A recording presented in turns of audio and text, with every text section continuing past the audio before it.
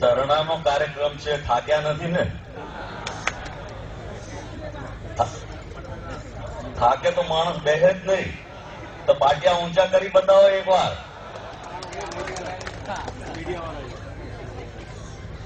ગુજરાતના પૂર્વ પ્રમુખ આદરણીય સિદ્ધાર્થભાઈ, ઓલ ઇન્ડિયાના કોંગ્રેસના પ્રવક્તા વરિષ્ઠ આગેવાન માનનીય ભાઈ શ્રી શક્તિસિંહજી, ત્રણેય સેલના ચેરમેનો, ઓબીસીના ચેરમેન ધારાસભ્ય માનનીય ભાઈ શ્રી બળદેવજીભાઈ, એસટી સેલના ચેરમેન ધારાસભ્ય માનનીય ભાઈ ડોક્ટર અનિલભાઈ જોશિયારા, એસસી સેલના ચેરમેન યુવાન ભાઈ શ્રી નૌશાદભાઈ, આદરણીય મુરબ્બી રાજ્યસભાના સભ્ય પ્રવીણભાઈ રાષ્ટ્રપાલ, મુરબ્બી સોમભાઈ, માનનીય ભાઈ શ્રી શૈલેષભાઈ, ભાઈ શ્રી ગોવાભાઈ, હિંમતસિંહભાઈ, સાગરભાઈ અને બધા બહુ આગેવાનો બેઠા છે. અને આમાંથી જ ગુજરાતની નવી ભવિષ્યની કેબિનેટ બનવાની છે. ત્યારે આપ સૌ કોંગ્રેસના સન્નિષ્ઠ સૈનિકો, ભાઈઓ બહેનો અને પત્રકાર મિત્રો, ભારતીય જનતા પાર્ટી હારી જાય, પાછી પડે અને થાળી અને વેલણનો સામનો કરવો પડે એટલે કોંગ્રેસના કાર્યક્રમને, સ્વાભિમાન ધરણાને એમ કે આ બહારથી ભાડુથી માણસો લાયા છે એવું કે. પણ એમને એ વાતની ખબર નથી. એમના એક મંત્રી એમ કે કોંગ્રેસ એની નીતિ નક્કી કરે. અરે ભલા માણસ, તમારો જન્મ નહોતો થયો ત્યાર પહેલા કોંગ્રેસની નીતિ તો નક્કી છે. આ દેશની આઝાદીની મહામૂલી લડાઈમાં કોંગ્રેસના આગેવાનોએ બલિદાન આપ્યા છે, જેલમાં ગયા છે. જવાહરલાલ નહેરુ, સરદાર વલ્લભભાઈ પટેલ, મહાત્મા ગાંધીની આગેવાની નીચે મૌલાના આઝાદ, બાબા સાહેબ આંબેડકર, આ બધાનો ઇતિહાસ તો જુઓ.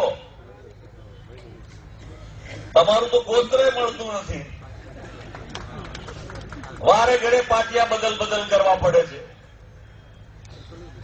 કઈક આરએસએસ ને પછી હિન્દુ મહાસભા અને પછી જનસંઘ, હવે ભારતીય જનતા પાર્ટી. હવે આ છેલ્લું દિલ્હીમાં રાજ છે, જાય પછી એ પાર્ટીઓ બદલવું પડશે. કારણ કે જે મૂર્તિઓ શોધ્યો છે, ઘોર ખોદનારો શોધ્યો છે એમણે. બહુ લાંબી ચાલે એવું લાગતું નથી. દિલ્હીમાંથી ગયા, બિહારમાંથી ગયા અને ગુજરાતની જનતાએ પણ એમને કાઢ્યા. મધ્યપ્રદેશમાં હાર્યા, હમણાં મહારાષ્ટ્રમાં ચૂંટણીઓ થઈ, નગર પંચાયતોની એમાં ગયા. અરે મણિપુર જેવા નાના રાજ્યમાં ચૂંટણી થઈ, એમાંય ગયા. ત્યારે કોંગ્રેસની નીતિ, કોંગ્રેસના વિચાર, કોંગ્રેસનું કામ આજે ઓબીસી, એસટી, એસસી સંમેલનમાં આપણે જયારે ભેગા થયા છીએ ત્યારે બહુ સ્પષ્ટ વાત છે. કોંગ્રેસે 49% અનામતની નીતિને નિર્ધારપૂર્વક નક્કી કરી હતી. આ કઈ ભાજપ વાળા નથી લાયા. એમના પૂછનારાને એમ કહેજો કે આ તો અમારી સ્પષ્ટ નીતિ છે. પણ સાથે સાથે આ તો મહાત્મા ગાંધી, જવાહરલાલ નહેરુ, સરદાર વલ્લભભાઈ પટેલની પાર્ટી છે, મૌલાના આઝાદ સાહેબની પાર્ટી છે. સમાજના બધા વર્ગને લઈને ચાલવા માંગે છે અને વિકાસનો લાભ ઇન્ક્લુઝિવ એટલે બધાને મળે અને એમાં ખાસ કરીને જે જરૂરિયાતવાળા છે, જે નબળા છે, માતાને 2 દીકરા હોય અને 2 દીકરામાં એક હોશિયાર હોય તો જાતે દાવી લે માતાને. બાળક જો નબળું હોય તો પેલા નબળા બાળકને માતા થપથપાવીને એને પહેલું ધવડાવે છે. આ કોંગ્રેસ પાર્ટી છે. સમાજની મુખ્ય ધારામાં ઓબીસી, એસટી, એસસી, લઘુમતી જોડાય. ગુજરાત અને દેશનો સર્વાંગી વિકાસ થાય અને જે આઝાદી ભારતીય રાષ્ટ્રીય કોંગ્રેસે અપાવી છે એ આઝાદ દેશ, એનો તિરંગો સમગ્ર દુનિયામાં સૌથી ઊંચે ઝંડો ફરકાય એવું કામ કોંગ્રેસ પાર્ટી કરી રહી છે.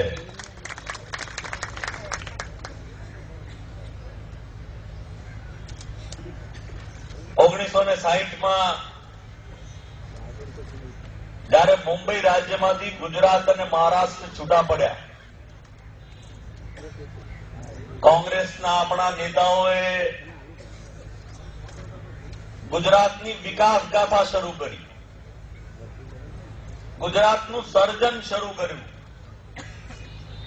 અને એ ગુજરાતનું સર્જન સરસ મજાનું ચાલ્યું. સરદાર સરોવર ડેમ હોય, ઉકાઈ કે વણાકબરી યોજનાઓ હોય, હજીરાના ઉદ્યોગો હોય,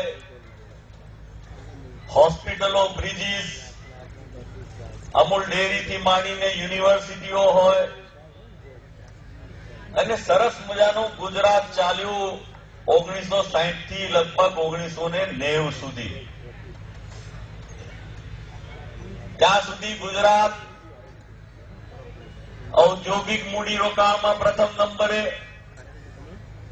માથાદીઠ આવકમાં પ્રથમ નંબરે, સુખ શાંતિમાં નંબર 1, ખેતીમાં નંબર 1, સિંચાઈમાં આગળ પડતું, વીજળીના ક્ષેત્રે પણ સરકારી એકમો દ્વારા, આ તો ખાનગી દ્વારા ચલાવે છે અને પાછું વીજળી ખરીદે એટલે ખરીદે પાછું એમને એમ નહીં, પેલું કટકી તો ખરીદ. ત્યારે એ લોકો આવ્યા પછી આંકડાઓની માયાજાળ શરૂ કરી. Gujarat number 1, Gujarat number 1, Gujarat model. આ ગુજરાત મોડેલ નહીં, આ તો મોદી મોડેલ. અને કયું મોદી મોડેલ? તો કે દિલ્હીમાંથી કાઢ્યા. કયું મોદી મોડેલ? તો કે બિહારમાંથી કાઢ્યા. જિલ્લા તાલુકા પંચાયતમાં તો કે ગુજરાતમાંથી એ કાઢ્યા. મને એક નવયુવાને બહુ સરસ મજાની વાત કરી, પત્રકાર મિત્રોને કહેવા માટે ખાસ,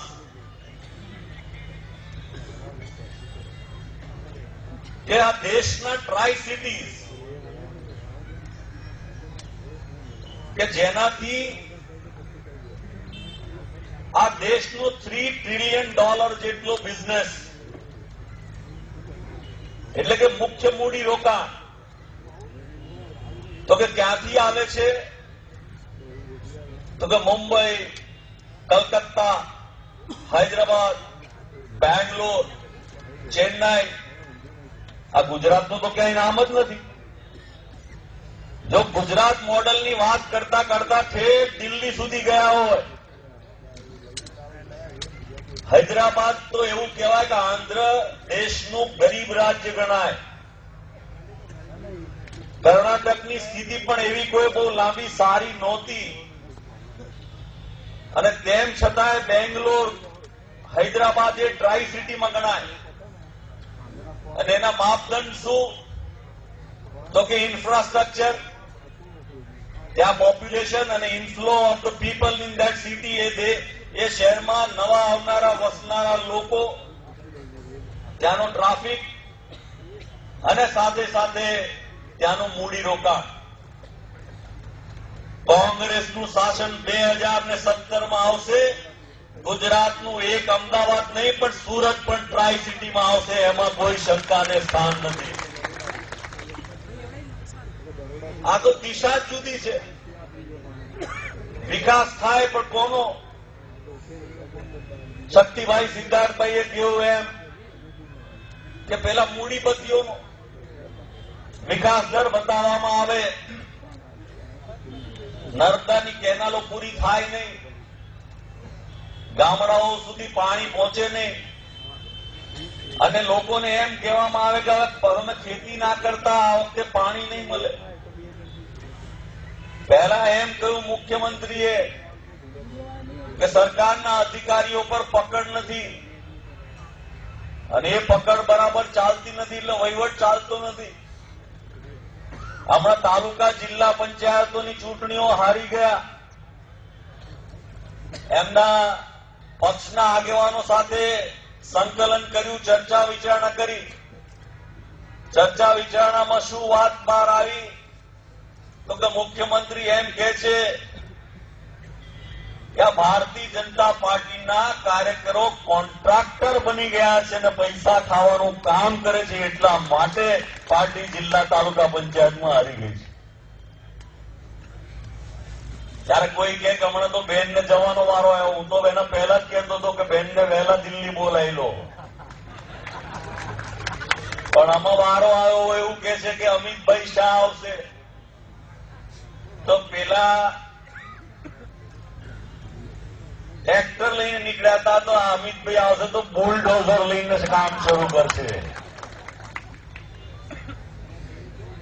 ભારતીય જનતા પાર્ટી એટલે ભ્રષ્ટાચારનું મોટું નામ, અને એટલા માટે આપણે 2015 થી નવસર્જન ગુજરાતનું અભિયાનનો નારો આપ્યો છે. અને એ નવસર્જન ગુજરાત એટલે કોનું? તો કે સમાજના તમામ વર્ગના લોકો. આપણે સૌને સાથે લઈને ચાલવા માંગીએ છીએ. કોઈ વાળાને ભેદભાવ વગર શહેર અને ગામડાઓ વચ્ચેનું અંતર ઘટતું જાય. જે સુવિધાઓ શહેરોમાં મળે છે એ ગામડાઓમાં મળતી થાય. અને એટલા જ માટે વિનંતી છે આપણા જિલ્લા તાલુકા પંચાયતમાં ચૂંટાયેલા આપણા હોદ્દેદારોને કે આપણી પરીક્ષા આવી છે. આ પરીક્ષામાં સુશાસન આપવાનું છે. અને જેમ ભારતીય જનતા પાર્ટીના આગેવાનો, કાર્યકર્તાઓ વહીવટ કરતા હતા, ત્યારે અહંકારથી, અભિમાનથી, અને જાણે કે આ ગુજરાતની પ્રજા એમના ખિસ્સામાં છે એવી રીતેનું વર્તન કરતા હતા. એને બદલે સાથી, મિત્ર અને ભાઈ તરીકેનો વ્યવહાર કરીને આપણે કામ ચલાવવાનું છે. સુશાસન આવે, લોકોને લાગણી થાય કે આ અમારી જિલ્લા પંચાયત, તાલુકા પંચાયત છે, આ અમારી પાર્ટી છે. એ માટેનું આયોજન કરવા માટેનો આપણો અભિગમ, આપણું અભિયાન છે. અને એ જ નવસર્જન ગુજરાતની આપણી શરૂઆત છે. આજનો પ્રસંગ ગુજરાતની 75% વસ્તીને માટે સંદેશ આપવાનો છે કે તમને ભોળવવા માટે, છેતરવા માટે, વર્ગ વિગ્રહ કરાવવા માટે, તમને અથાડવા માટે એમણે અનેક પ્રયત્નો ભૂતકાળમાં કરી જોયા. પણ અભિનંદન આપું છું ગુજરાતની કોંગ્રેસના કાર્યકર્તાઓને. એમણે ખૂબ સંયમ સાથે ગુજરાતની રાજકીય દિશામાં બહુ સ્પષ્ટપણે નિર્ધારપૂર્વકનું કામ કર્યું અને ભારતીય જનતા પાર્ટીની મેલી મુરાદને પાછી પાડી છે. આજના આ સરસ મજાના સંમેલનમાં જે કહું, સૌ કોઈ સાથીઓએ ખૂબ મહેનત જહેમત ઉઠાવી છે. અને હવે તો એક અનેરો ઉત્સાહ જોવા મળે છે કે સહેજ બોલાવી એટલે બરાબર જામે છે. જામે છે ને બરાબર? અને પહેલા તો પાટિયું પકડાવીએ તો એટલે તું પકડ કહેતા, એને બદલે લાવ કે લાવ હું પકડું હવે એવું કહેતા થઈ ગયા છે. એ જે પરિવર્તન છે અને ગુજરાતની પ્રજા આપણને સૌને જોઈ રહી છે, ત્યારે ગુજરાતની પ્રજાના જે જન આશીર્વાદ મળ્યા છે એ જન આશીર્વાદ મળે. થોડા જ સમયમાં આપણા લોકલાડીલા આદરણીય કોંગ્રેસ અધ્યક્ષા ગુજરાતમાં ઉત્તર ગુજરાતમાં આવવાના છે અને એ વખતે ઉત્તર ગુજરાતમાં એવી જંગી મેદની કે ગાંધીનગર તો હાલી ગયું છે પણ દિલ્હી હાલી જાય એવી જબરજસ્ત સંખ્યા આપણે સૌએ સાથે મળીને કરવાની છે. આપણા યુવા નેતા આદરણીય રાહુલજીએ પણ ગુજરાત આવવાનું આમંત્રણને સ્વીકાર્યું છે. એટલે એક બીજા વિસ્તારમાં સરસ મજાના કાર્યક્રમ સાથે ફરીથી આપણે સૌ મળવાના છીએ. ત્યારે આજનો આ સરસ મજાનો જે કાર્યક્રમ આપણા સ્વાભિમાન ધરણાનો યોજાયો અને એમાં આપ સૌએ ખૂબ આનંદપૂર્વક ઉત્સાહપૂર્વક ભાગ લીધો અને સફળ બનાવ્યું એ માટે આપ સૌને અભિનંદન સાથે ધન્યવાદ. જય જય ગરવી ગુજરાત.